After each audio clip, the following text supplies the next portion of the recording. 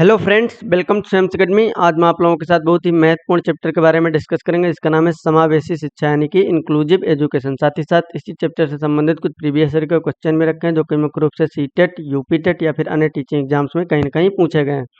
और एग्जाम के पर्सपेक्टिव से जितने भी इंपॉर्टेंट टॉपिक हैं उनको मैं अपने यूट्यूब चैनल पर आप लोगों के साथ डिस्कस कर रहा हूँ। चलिए आप लोग चैनल को सब्सक्राइब कर लीजिए, जिससे कि आप लोगों को वीडियो का नोटिफिकेशन समय से मिल जाया करे। और इसी सीरीज का आज 25वां टॉपिक है जिसमें हम समावेशी शिक्षा यानी कि इंक्लूसिव एजुकेशन के बारे में डिस्कस करने जा रहे हैं। तो आइए देखते हैं समावेशी शिक्षा यानी कि इंक्लूसिव एजुकेशन के बारे में। समावेशी शिक्षा एक ऐसी शिक्षा प्रणाली है जिसमें बिना किसी भेदभाव और अंतर किए समाज के प्रत्येक वर्ग को शिक्षा प्रदान की जाती है। इसी को हम क्या कहते हैं? समावेशी शिक्षा कहते हैं। मतलब कि समाज के प्रत्येक वर्ग के बच्चे को बिना किसी भेदभाव और बिना किसी अंतर किए शिक्षा के समान अवसर उपलब्ध कराना ही क्या कहलाता है? समावेशी शिक्षा कहलाता है। समावेशी शिक्षा का उद्देश्य छात्रों को बिना भेदभाव किए एक साथ शिक्षा के समान अवसर उपलब्ध कराना। मतलब कि बच्चा किसी भी धर्म से बिलोंग करता हो या फिर किसी भी जात से बिलोंग करता हो या फिर वो किसी भी संस्कृति को मानने वाला हो या फिर उसका रंग काला हो या गोरा हो या वो फिर किसी भी तरह का बच्चा हो, उसे शिक्षा के समान अवसर उपलब्ध कराना ही क्या कहलाता है? समावेशी शिक्षा कहलाता है। इसके अंतर्गत दिव्यांगों, मंदबुद्धि, मेधावी, अनुसूचित जाति एवं अनुसूचित जनजाति को एक साथ बैठाकर एक ही स्थान में शिक्षा दिलाने की व्यवस्था की योजना का निर्माण किया गया। मतलब कि क्या किया गया? इसके अंतर्गत मंदबुद्धि हो या मेधावी हो या फिर अनुसूचित जाति हो या अनुसूचित जनजाति हो, सभी को एक साथ बैठाकर एक स्थान पर शिक्षा प्रदान करने की योजना का निर्माण किया गया था। इसी को हम क्या कहते हैं? समावेशी शिक्षा कहते हैं, जिसमें हम किसी भी धर्म के बच्चे को या फिर किसी भी जात के बच्चे को या फिर वो किसी भी तरह का बच्चा हो, चाहे वो मंद बुद्धि हो या तेज बुद्धि का हो या वो दिव्यांग हो या फिर वो काला हो या गोरा हो, जिस भी तरह का बच्चा हो, लेकिन उसे हम एक साथ बैठाकर शिक्षा के समान अवसर उपलब्ध कराते हैं। इसी को हम समावेशी शिक्षा कहते हैं। तो आइए देखते हैं इसी चैप्टर से संबंधित कुछ इंपॉर्टेंट क्वेश्चन है जो कि सीटेट, यूपीटेट या फिर अन्य टीचिंग एग्जाम्स में पूछे गए हैं। उनको आइए डिस्कस करते हैं। पहला क्वेश्चन है, शिक्षा सभी विद्यालयों में सभी के लिए निम्नलिखित में से किसके लिए एक टैगलाइन हो सकती है? Education of all in schools for all could be a tagline for which of the following? पहला ऑप्शन है एकजुट शिक्षा यानी कि कोहेसिव एजुकेशन। दूसरा ऑप्शन है समावेशी शिक्षा यानी कि इंक्लूसिव एजुकेशन। तीसरा ऑप्शन है सहयोगी शिक्षा यानी कि कोऑपरेटिव एजुकेशन। चौथा ऑप्शन है विशेष शिक्षा यानी कि एक्सक्लूसिव एजुकेशन। तो इसमें कौन सा ऑप्शन सही होगा? समावेशी शिक्षा यानी कि इंक्लूसिव एजुकेशन। पहले क्वेश्चन का कौन सा आंसर है? समावेशी शिक्षा यानी कि इंक्लूसिव एजुकेशन। फिर दूसरा क्वेश्चन है, विद्यालयों में समावेशन मुख्यतः केंद्रित होता है। मतलब कि inclusion in schools primary focuses on. तो पहला ऑप्शन है विशिष्ट श्रेणी वाले बच्चों के लिए सूक्ष्म अति सूक्ष्म प्रावधानों के लिए निर्माण करना। क्या? Making subtle provisions for special category childrens. फिर दूसरा ऑप्शन है केवल विकलांग बच्चों की आवश्यकताओं को पूर्ण करना। Fulfil the needs of children with disabilities. संपूर्ण कक्षा की कीमत पर विकलांग बच्चों की आवश्यकताओं को पूरा करने पर। क्या? Meeting the needs of disabled child at the expenses of entire class. फिर विद्यालयों में निरक्षर अभिभावकों की शैक्षिक आवश्यकताओं पर। क्या? Including the educational needs of illiterate parents in school. तो इसमें कौन सा ऑप्शन सही होगा? क्वेश्चन है विद्यालयों में समावेशन मुख्यतः केंद्रित होता है। तो इसमें जो ऑप्शन सही है, विशिष्ट श्रेणी वाले बच्चों के लिए सूक्ष्म प्रावधानों के निर्माण पर। मतलब कि making subtle provisions for special category children. तो इसमें से पहला ऑप्शन करेक्ट है। फिर दूसरा क्वेश्चन है, बच्चों को निःशुल्क और अनिवार्य शिक्षा का अधिकार अधिनियम 2009 दिव्यांग बच्चों के अधिकारों को ... तक निःशुल्क शिक्षा सुनिश्चित करता है। The right of children to free and compulsory education act 2009 ensures the rights of children with disability to free education from 3 to 18 years, 6 to 14 years, फिर 6 to 22 ईयर्स, फिर 6 to 18 ईयर्स। तो इसमें से कौन सा ऑप्शन सही होगा? 6 to 18 ईयर्स यानी कि 6 से 18 वर्ष के विकलांग बच्चों को फ्री और कौन सी निःशुल्क और अनिवार्य शिक्षा प्रदान की जाएगी। विकलांग जो बच्चे होंगे, ये जो आरटीई एक्ट है इसमें क्या बताया गया, जो दिव्यांग बच्चे होंगे उनको 6 से 18 वर्ष के बच्चों को फ्री एजुकेशन दी जाएगी। फिर नेक्स्ट क्वेश्चन है, सामान्य शिक्षा में विशेष आवश्यकता वाले बच्चों को शामिल करने का उद्देश्य प्राप्त करने के लिए अध्यापक को क्या करना चाहिए? To complete to accomplish the goal including children with special needs in regular classroom, the teacher should। पहला ऑप्शन है बालक विशेष के मजबूत पक्ष, रुचियों और आवश्यकताओं की पहचान करना। क्या? Identify individuals children strength, interest and needs. फिर सेकंड ऑप्शन है व्यक्तिगत भिन्नताओं का निरादर करना और एक समानता सुनिश्चित करना। क्या है? Disregard individual differences and ensure uniformity. फिर थर्ड ऑप्शन है अधिगम को सहज बनाने के लिए आकलन युक्तियों का अनुकूलन करना। Adopt assessment strategy to facilitate learning. फिर फोर्थ ऑप्शन है प्रत्येक के लिए व्यक्तिगत शिक्षा योजना। क्या? Prepare individualised education plan. अब इसमें दिया गया है कोड, इसमें से कौन सा सबसे ज्यादा सही है? तो कौन कौन सा? तो इसमें देखना है सामान्य कक्षा में विशेष आवश्यकता वाले बच्चों को शामिल करने का उद्देश्य प्राप्त करने के लिए अध्यापक को क्या करना चाहिए? तो पहला ऑप्शन है बालक विशेष के मजबूत पक्ष, रुचियों और आवश्यकताओं को पहचानना। तो ये ऑप्शन सही है। फिर व्यक्तिगत भिन्नताओं का निरादर। तो निरादर तो हम किसी का कर नहीं सकते, क्योंकि व्यक्तिगत भिन्नता, कोई बच्चा काला होगा, कोई बच्चा गोरा होगा, कोई कम बुद्धि वाला होगा, कोई अधिक बुद्धि वाला होगा। फिर क्या है? कोई दिव्यांग होगा, कोई अच्छा होगा, हष्टपुष्ट होगा। तो हम किसी भी व्यक्तिगत भिन्नता का निरादर नहीं कर सकते। तो ये कौन सा? सेकंड ऑप्शन जो होगा ये गलत होगा। फिर अधिगम को सहज बनाने के लिए आकलन युक्तियों का अनुकूलन करना, मतलब कि अधिगम जो उनकी लर्निंग है उसको सहज बनाने के लिए क्या करना? जो आकलन की युक्तियां हैं या फिर असेसमेंट स्ट्रेटजीज जो हैं उनको क्या करना? बच्चों के अनुकूलित करना। तो ये भी ऑप्शन सही है, बच्चों के अनुकूलित ही हमें उनका असेसमेंट करना है। फिर प्रत्येक के लिए व्यक्तिगत शिक्षा योजना बनाना। जिस तरह का बच्चा, जैसे कोई बच्चा क्या है दिव्यांग है, तो उसको उस तरह से, जिस तरह से वो सीख सके उसको उस तरह से हमें सिखाना है। अगर कोई कम बुद्धि वाला बच्चा है तो उसको हमें उस तरह से समझाना जिस तरह से वो समझ सके। और कोई ब्रिलियंट बच्चा है तो उसको उस तरह से समझाना जिस तरह से वो समझ सके। तो हमें वैरायटी ऑफ क्लास में जिस तरह की वैरायटी है हमें उस अनुसार ढलना है, मतलब शिक्षकों को उस अनुसार उनको शिक्षा देना है। तो ये फोर्थ ऑप्शन भी सही है। तो इसमें से कौन सा कोड सही होगा? पहला, तीसरा एंड चौथा। तो तीसरा ऑप्शन सही है। फिर नेक्स्ट क्वेश्चन है शिक्षक होने की सफलता में अंतर्निहित सबसे महत्वपूर्ण एकल कारक निम्नलिखित में से कौन है? Which of the following is the most important single factor in underlying the success of being a teacher?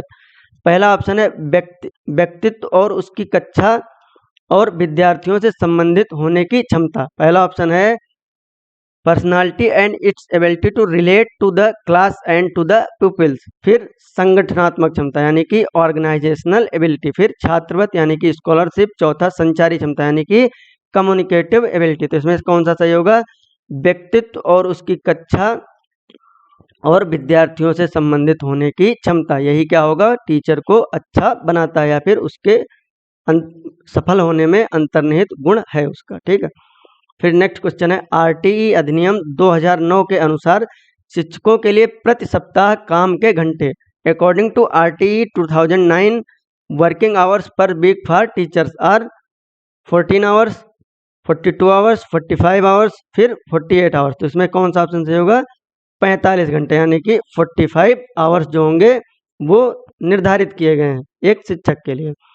फिर नेक्स्ट क्वेश्चन है जब बच्चे विद्यालय में आते हैं childrens enter to the school. तो क्या होगा? पहला ऑप्शन इसमें है जब बच्चे विद्यालय में आते हैं। तो ये पूछा गया है जब बच्चे विद्यालय में आते हैं तो उनमें कौन कौन से गुण पाए जाते हैं, ऐसा कुछ क्वेश्चन इसमें पूछा गया है।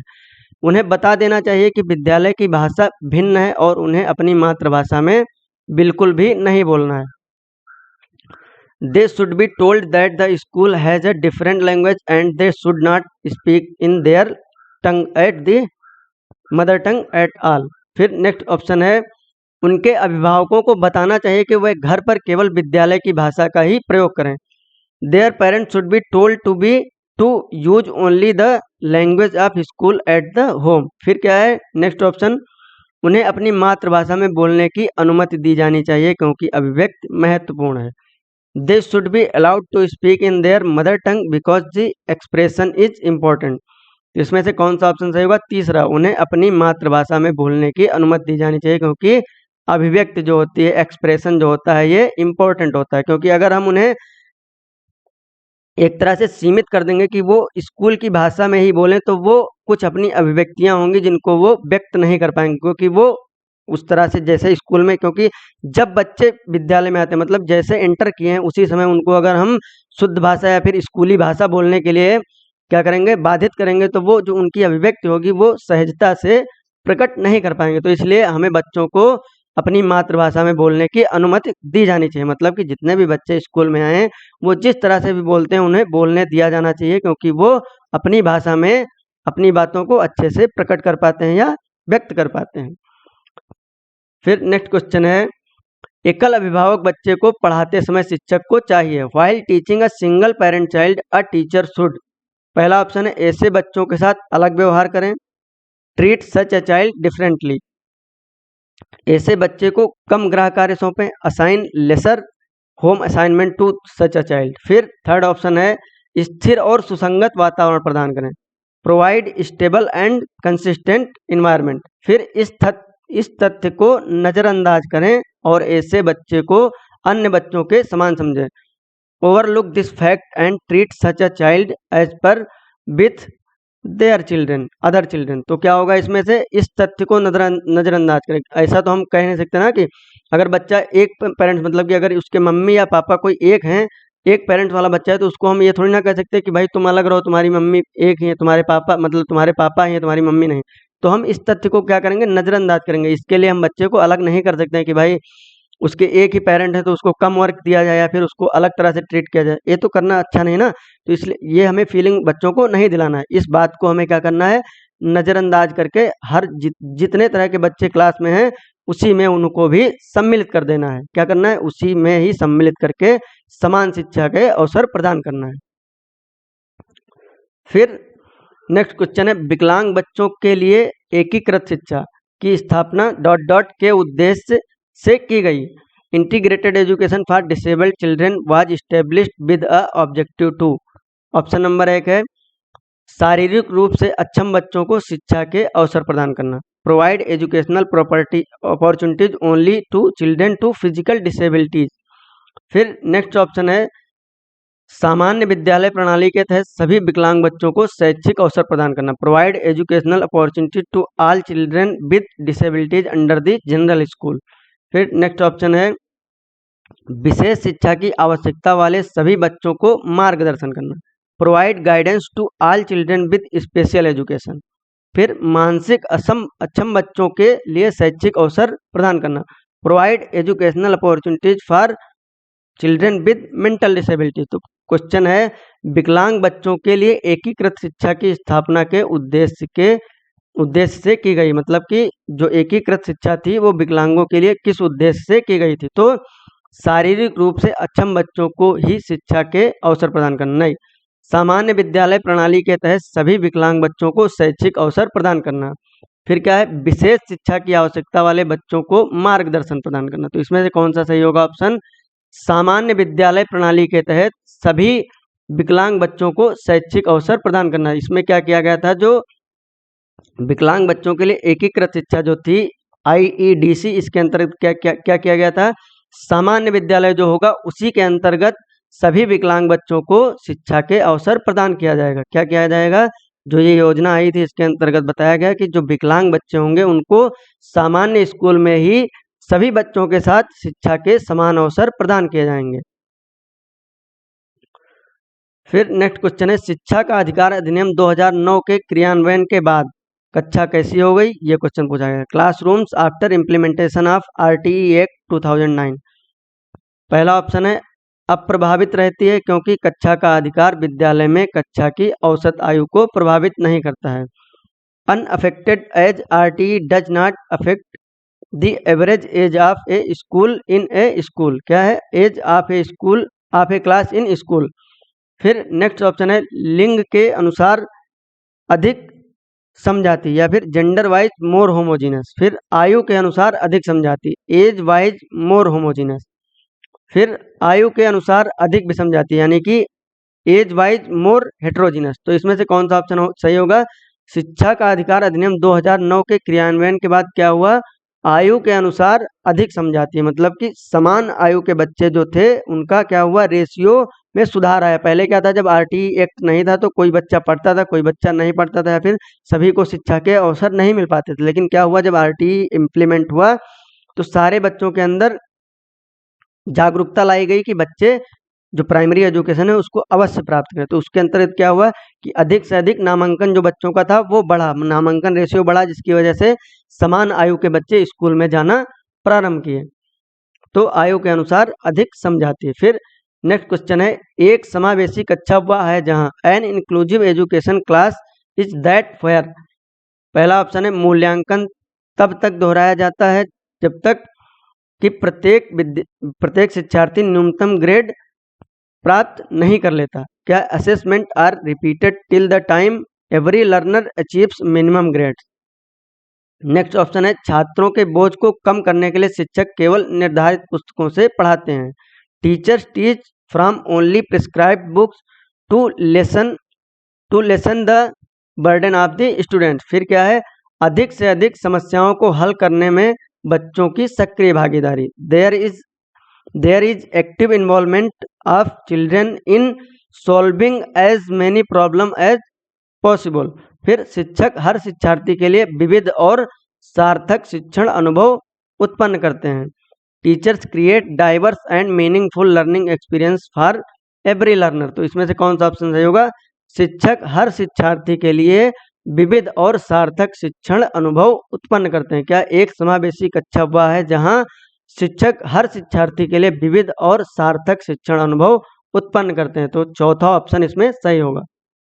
सो आज के लिए इतना ही। नेक्स्ट चैप्टर हम नेक्स्ट वीडियो में कवर करेंगे। तब तक के लिए धन्यवाद। आप लोग वीडियो को लाइक करिए, शेयर करिए और चैनल को सब्सक्राइब करिए, जिससे कि आप लोगों को वीडियो का नोटिफिकेशन समय से मिल जाया करे। और ये मेरा टेलीग्राम चैनल, इसको भी आप लोग ज्वाइन करिए। So thank you so much, thank you.